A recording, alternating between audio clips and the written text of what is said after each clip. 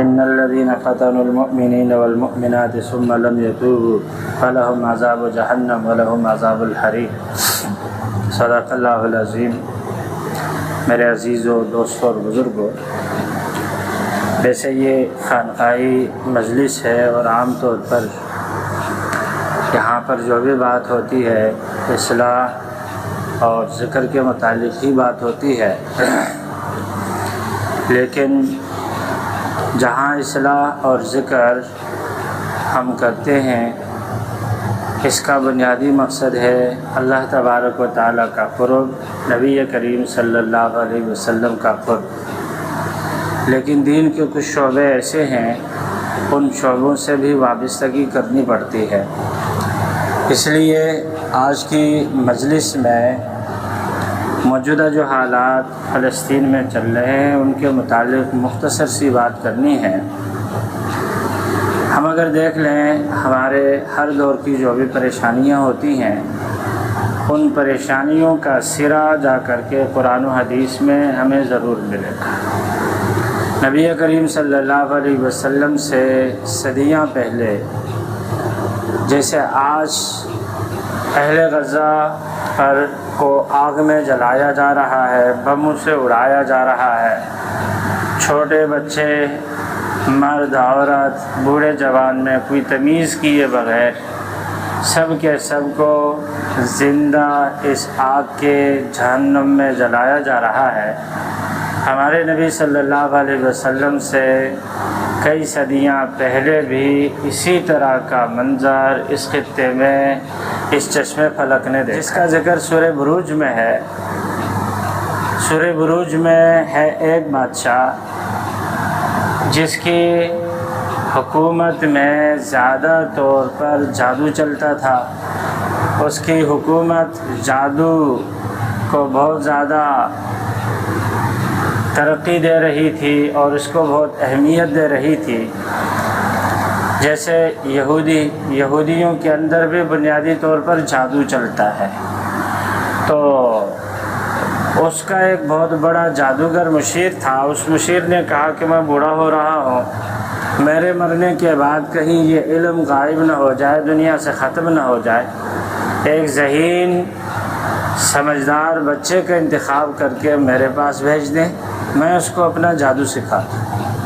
چنانچہ کئی بچوں کا امتحان ہوا، پھر ایک بچے کا انتخاب ہوا، اسے سلیکٹ کیا گیا جادوگر بننے کے لیے۔ جادوگر کے پاس وہ بچہ آتا جاتا تھا، رستے میں ایک صحیح عالم دین کا عبادت خانہ تھا، تو اس کے پاس بھی آتے جاتے کچھ دیر کے لیے بیٹھ جاتے۔ عالم دین ان کو دین کی باتیں بتاتے، توحید کی باتیں بتاتے، اللہ اور اس کے رسول کی اتباع کی باتیں بتاتے، اور جادوگر اپنا جادو بتاتا۔ کبھی گھر والے ڈانٹے، کبھی جادوگر ڈانٹے۔ اس عالم دین سے کہا بڑی پریشانی ہو گئی ہے، دونوں جگہ ڈانٹی میرے نصیب میں آ رہی ہے۔ تو کہنے لگے کہ دیکھو جان بچانے کے لیے، ایمان بچانے کے لیے جھوٹ کا سہارا لو۔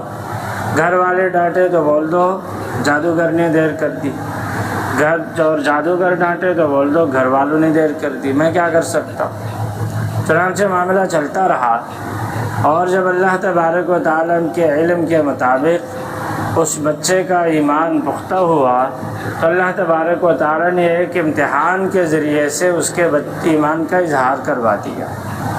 ہوا یہ کہ وہ آ جا رہا تھا کہیں، رستے میں ایک بہت بڑی بلا نے رستے کو بلاک کر دیا، ادھر کے لوگ ادھر، ادھر کے لوگ ادھر، کوئی آگے بڑھنے کی ہمت نہیں کر رہا ہے۔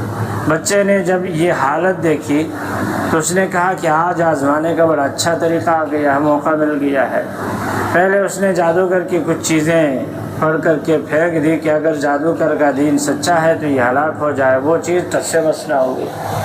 پھر اس نے عالم دین کا نام لے کر کے کہا کہ اگر اس کی باتیں سچی ہیں تو یہ چیز ہلاک ہو جائے۔ ایک پتھر پھینکا، وہ سالور سارے کا سارا ڈھیر ہو گیا۔ سب لوگوں نے سنا، اور سننے کے بعد ان کو یقین ہو گیا کہ جادو فعل ہے اور عالم کا دین کامیاب ہے، ایمان کامیاب ہے اور جادو ناکام ہے۔ چنانچہ اس کے بعد اس بچے کی شہرت ہو گئی۔ جیسے ہمارے پاکستان میں جب کوئی بندہ مشہور ہو جائے تو لوگ سارے اپنی پریشانیاں جا کر کے اس کی جھولی میں ڈال دیتے ہیں، بابا یہ کر دے، بابا وہ کر دے۔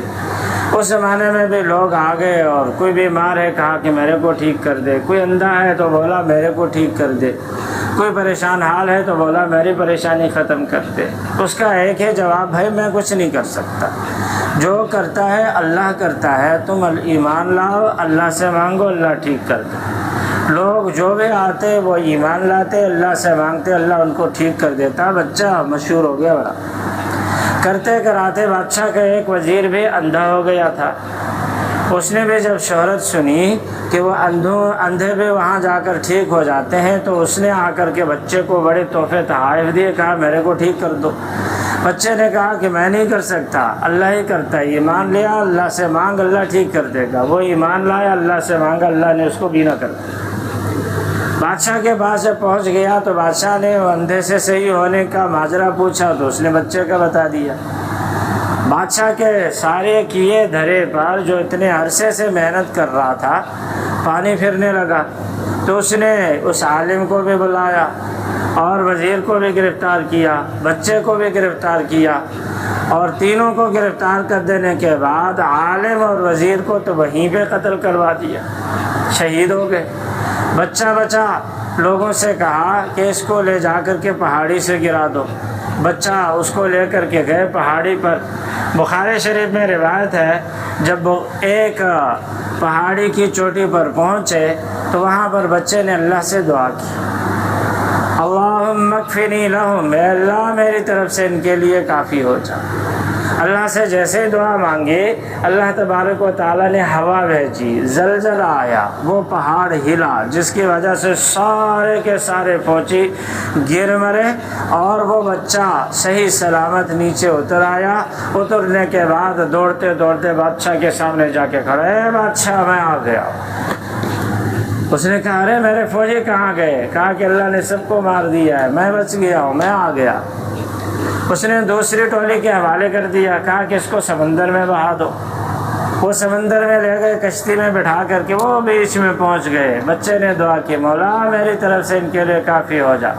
ایک طوفان آیا، کشتی ٹوٹی، سارے کے سارے ڈوب مرے۔ بچہ ایک تختے پہ بچا، ساحل پہ لگا، دوڑتے دوڑتے بادشاہ کے سامنے کھڑا، اے بادشاہ میں آ گیا۔ اس نے کہا یار تو عجیب آدمی، میرے بندے کہاں؟ کہا سب مر گئے، ڈوب مرے، میں بچ گیا، اللہ نے بچایا۔ بادشاہ بڑا زچ ہو گیا، پریشان ہو گیا، ارے تو ہے کیا بلا؟ اس نے کہا ساری طاقت لگا لے، تو مرے گا پر میرے کو نہیں مار سکتا، البتہ ایک طریقہ جو میں تمہیں خود بتا دوں، اگر اس پہ عمل کرو گے تو میں مر جاؤں گا، ورنہ نہیں۔ بولا کیا؟ کہنے لگا پہلے پبلک کو اکٹھا کر دو، تخت بچھا دو۔ پبلک اکٹھی ہو گئی، تخت بچھا دیا، بچہ سامنے اپنا تیر کمان لے کر کے کھڑا، اپنی ترکش سے ایک تیر نکالا اور اپنی کمان اسے تھما دی اور کہا کہ بادشاہ یہ تیر میرے کمان میں رکھ کر یہ پڑھتے ہوئے تو یہ تیر چلا، ارمی باسم رب ھذا الغلام، میں اس بچے کے رب کے نام پہ یہ تیر چلا رہا۔ اس نے وہ کمان میں تیر رکھا اور تیر چلایا، بچے کے کن پٹی پہ تیر لگا، بچہ وہیں پہ نیچے گرا، شہید ہو گیا کلمہ پڑھتے ہوئے۔ سارے پبلک نے بچہ کے آواز کو سنا، اس کے الفاظ کو سنا تو سمجھ گئے کہ ایک ہی رب ہے جو سب کچھ کرتا دھرتا ہے۔ سب کہنے لگے کہ آمنا برب ھذا الغلام، اس بچے کے رب پہ ہم بھی ایمان۔ ایک دو کو وہ رو رہا تھا اور اب کے بعد اللہ تبارک و تعالی نے سارے پبلک کو مسلمان کروا دیا۔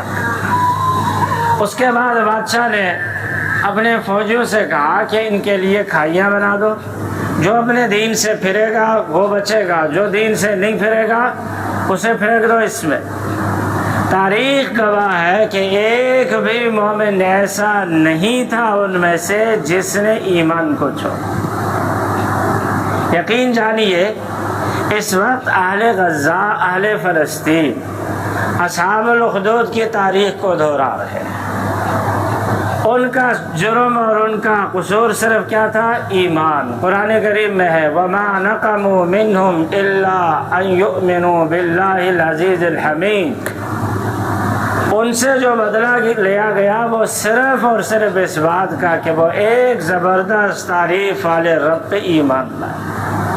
آج اہل غزہ کے جو چیتڑے اڑ رہے ہیں ان کی صرف اور صرف ایک ہی قصور ہے، وَمَا نَقَمُوا مِنْهُمْ إِلَّا أَن يُؤْمِنُوا بِاللَّهِ الْعَزِيزِ الْحَمِيدِ، کہ وہ بھی ایک اللہ کو ماننے والے ہیں، ایک رسول کو ماننے والے ہیں، ایک قرآن کو ماننے والے ہیں۔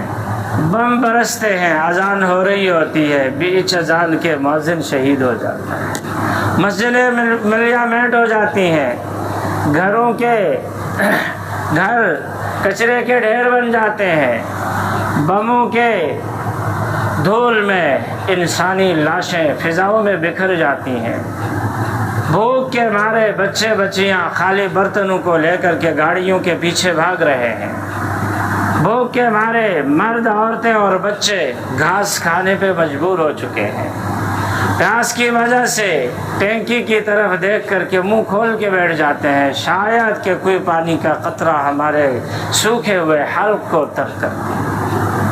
تو میرے دوستو، اللہ تبارک و تعالیٰ نے اس زمانے میں، وہ بھی تقریباً یہ فلسطین کا ہی ایریا تھا، ان لوگوں کے لیے زمین کے اندر کھائیاں بنا کر کے آگ سے بھر دی گئی، اور ان لوگوں کے لیے آسمان کو آگ کا بنا دیا گیا، اوپر سے بم پھینکے جا رہے ہیں، میزائل پھینکے جا رہے ہیں، راکٹ پھینکے جا رہے ہیں۔ تو ایمان اور غیرت کا تقاضا یہ ہے کہ اول تو ساری دنیا کے مسلمان اکٹھے ہو جاتے، حکمران 57 ممالک کے اکٹھے ہو جاتے اور اسرائیل کو ملیا میٹ کر دیتے، اس کا بدلہ لیتے۔ لیکن بہت سارے ملکوں کے حدود بندی اور مسائل ایسے بنا دیے گئے ہیں کہ ہر انسان کی وہاں تک رسائی نہیں ہو سکتی، عام پبلک نہیں پہنچ سکتی ہے۔ ایک آدمی اپنے گھر میں بیٹھا ہوا ہے، وہ کہتا ہے کہ مولا میں بے بس ہوں، میں ان مسلمانوں کے لیے تڑپنے کے سوا کچھ نہیں کر سکتا، حسرت اور افسوس کے سوا کچھ نہیں کر سکتا، کڑنے کے سوا کچھ نہیں کر سکتا۔ میرے دوستو، ہم مسلمان یہاں بیٹھ کر کے بہت کچھ کر سکتے ہیں۔ جس طرح سے ہم ذکر کرتے ہیں، مراقبہ کرتے ہیں، اپنے نفس کا محاسبہ کرتے ہیں، صرف اس لیے تاکہ اللہ کا قرب ہو جائے، اللہ کا قرب نصیب ہو جائے، اسی طرح سے ہم مسلمانوں کے لیے بھی وہ کچھ کر سکتے ہیں جس کی وجہ سے اللہ کا قرب نصیب ہو جائے۔ ہمارے نبی صلی اللہ علیہ وسلم غزوہ خیبر میں جب قلعوں کو فتح کیے تو بہت سارے قلعے فتح ہو گئے، ایک قلعہ فتح نہیں ہو رہا تھا۔ اس کی وجہ یہ تھی کہ وہ انتہائی اونچائی پہ تھا، تیر پھینکتے تیر نہیں پہنچ سکتا تھا، پتھر مارتے پتھر پلٹ کے آ جاتا تھا، کوئی بندہ آگے چلتا تو اوپر سے پتھر لڑکا دیتے تھے، نیزہ پہنچتا نہیں تھا۔ حضور صلی اللہ علیہ وسلم بڑے پریشان ہو گئے۔ آخر اللہ تبارک و تعالیٰ نے مدد کی، انہیں اہل قلعہ میں سے ایک بندہ رات کے اندھیرے میں مسلمان ہو کر حضور کے قدموں میں پہنچا، کہا کہ اللہ کے رسول، میں مسلمان ہو گیا ہوں، اگر آپ سال بھر کیا پوری زندگی بھی اس کا محاصرہ کریں آپ فتح نہیں کر سکتے۔ انہوں نے بہت سارا اناج اپنے اندر قلعے کے اندر اکٹھا کر لیا ہے، پینے کا پانی ہے۔ البتہ ایک راز کی بات ہے کہ پینے کا پانی قلعے کے اندر نہیں ہے، پینے کا پانی فلاں جگہ نیچے ہے، آپ پانی پہ قبضہ کر لیں قلعہ فتح ہو جائے گا۔ نبی کریم صلی اللہ علیہ وسلم نے پانی پہ قبضہ کر لیا، جو بندہ پانی کے لیے آتا اس کو گرفتار کر لیتے۔ ان کے پاس پانی اتنا اسٹور نہیں تھا جس کی وجہ سے وہ زیادہ دیر پیاسے رہتے، آخر مجبور ہو کر کے انہوں نے گھٹنے ٹیک کر دیے، قلعہ فتح ہو گیا۔ سورہ حشر پڑھ لیجئے، بنو نذیر کا حضور صلی اللہ علیہ وسلم نے محاصرہ کیا، قلعہ بند ہو گئے۔ حضور صلی اللہ علیہ وسلم کے محاصرے کے بعد کہنے لگے کہ اگر 10 سال بھی آپ محاصرہ کریں گے فتح نہیں کر پائیں گے، ہمارے پاس بہت اناج ہے۔ حضور صلی اللہ علیہ وسلم نے فرمایا ان کے کھجوروں کو کاٹو۔ معیشت کے اوپر ضرب لگی، انہوں نے جب اپنی آنکھوں سے دیکھا کہ ہمارے باغ کٹ رہے ہیں، کھجوریں کٹ رہی ہیں، تو وہ نیچے آ گئے، صلح پہ آمادہ ہو گئے، گھٹنے ٹیک دیے۔ اس وقت ہم یہاں سے بیٹھ کے کوئی پتھر نہیں پہنچا سکتے، کوئی گولی نہیں پہنچا سکتے، حکمران ہمارے بغیرت ہو چکے، دینی حمیت ختم ہو چکی، ایمانی غیرت بجھ چکی ہے۔ ہر مسلمان اپنے بس کا کام کر دے، باقی اللہ کے سپرد کر دے۔ کیا بس کا کام کر دے؟ ایک تو اللہ تبارک و تعالیٰ سے دعا مانگے۔ حضرت یوسف علیہ السلام نے ایک کام یہ کیا تھا، جب زلیخا نے گناہ کے لیے بلایا تو سب سے پہلے انہوں نے اللہ تبارک و تعالیٰ سے استغفار کیا، اور دوسرا کام کیا؟ ہماری کوشش یہ ہونی چاہیے کہ ہمارے منہ میں، ہمارے گھر میں، ہماری دکان میں یہودی مصنوعات میں سے کوئی چیز نہ آئے۔ ان کے مشروبات، ان کے شیمپو، ان کے آئل اور جو بھی کھانے پینے کی چیزیں ہیں، اگر آپ کی گاڑی ہے، بائک ہے، تو آپ کوشش کر لیں کہ پاکستانی اپنے ملک کی پیٹرول پمپ سے تیل بھرے، باہر کی کمپنیوں سے تیل نہ بھریں، یہودی کمپنیوں سے تیل نہ بھروائیں، تاکہ ان کا مالی طور پر استحصال ہو جائے۔ جیسے حضور صلی اللہ علیہ وسلم نے کیا تھا، ویسے ہم ایمانی غیرت کی بنا پر یہ کام کرتے ہیں۔ اور جو بھی ہمارے جاننے والے ہیں، اگر آپ دکاندار ہیں تو 2 سے 4 دکانداروں کو اس بات پہ آمادہ کر لیں۔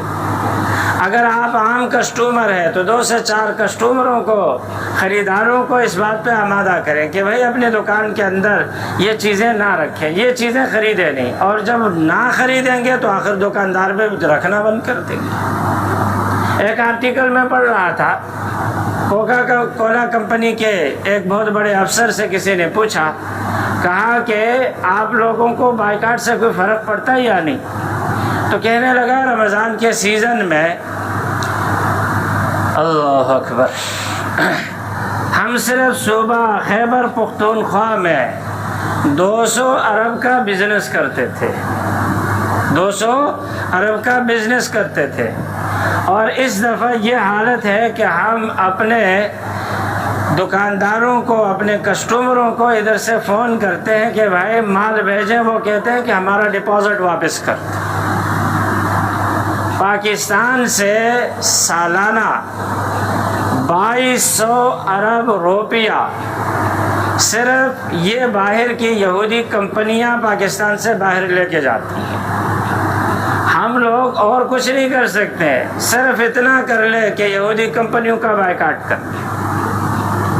لوگ کہتے ہیں کہ میکڈونلڈ اور KFC میں جا کر کے مالدار کھاتے ہیں، ارے ان کے لیے بھی دعا کریں، اللہ تبارک و تعالیٰ ان کو ہدایت دے دے۔ پر یہ جو چپس ہوتے ہیں یہ تو تقریباً غریب بھی استعمال کرتے ہیں، صابن تو غریب بھی استعمال کرتے ہیں، آئل تو غریب بھی استعمال کرتے ہیں، واشنگ پاؤڈر تو غریب بھی استعمال کرتے ہیں، بائک میں پیٹرول تو غریب بھی ڈلواتا ہے۔ تو جو ہمارے استعمال کی چیزیں ہیں ہم ان چیزوں کا بائیکاٹ کر لیں، اور جو امیروں کے استعمال کی چیزیں ہیں ان کے لیے دعا کرتے ہیں اللہ تعالیٰ ان کو بھی ہدایت دے دیں۔ تو جو ہمارے بس کا کام ہے وہ ہم کر دیں، کم از کم یوم حشر میں اللہ تبارک و تعالیٰ کے سامنے یہ تو بول سکیں گے کہ مولا ہم فلسطین خود نہ جا سکے، غزہ خود نہ جا سکے، اور مولا ہمارا دل تو ان کے ساتھ تڑپتا تھا۔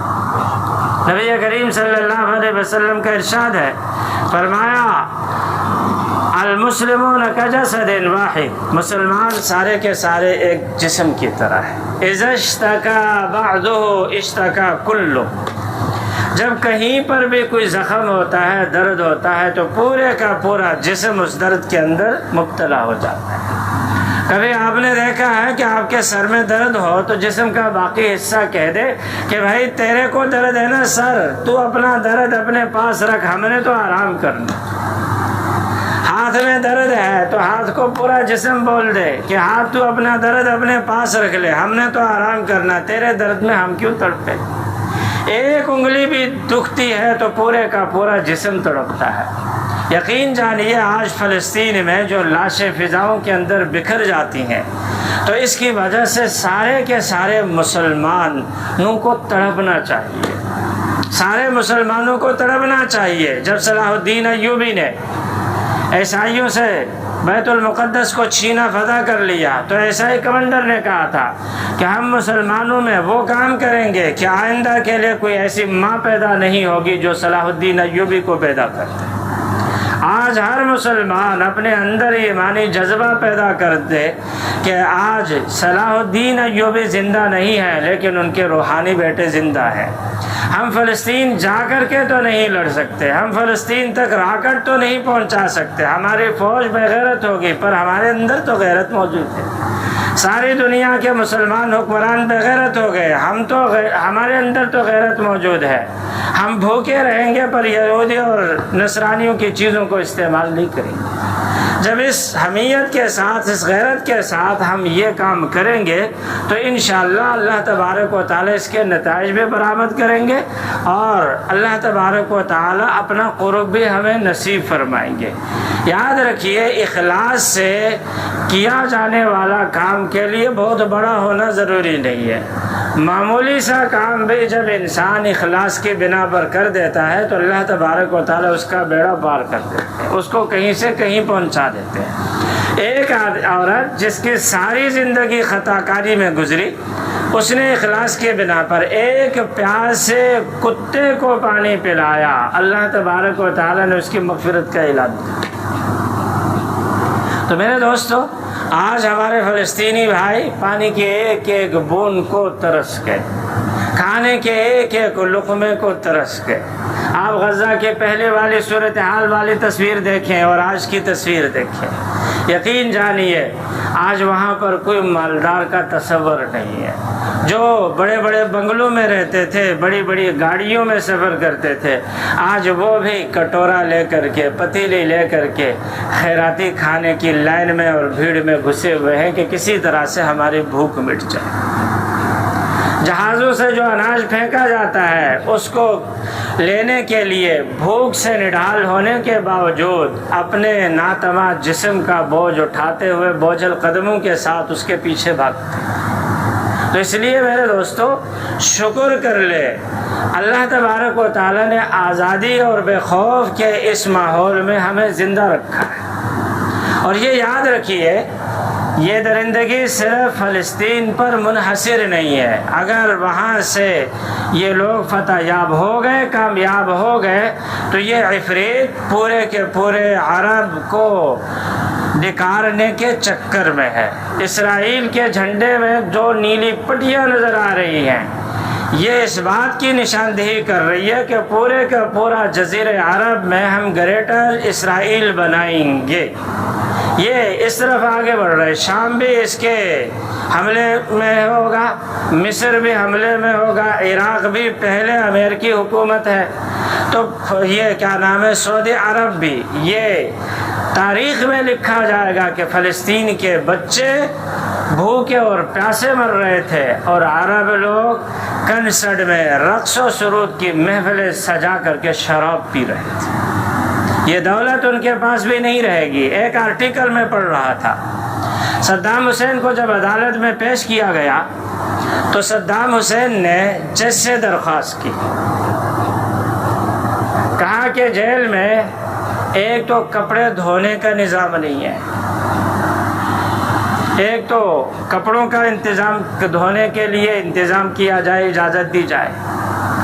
دوسرے نمبر پر قیدیوں کے پاس جوتے نہیں ہیں، 2 سال سے میرے پاس ایک ہی جوتا ہے، وہ بھی پھٹ چکا ہے۔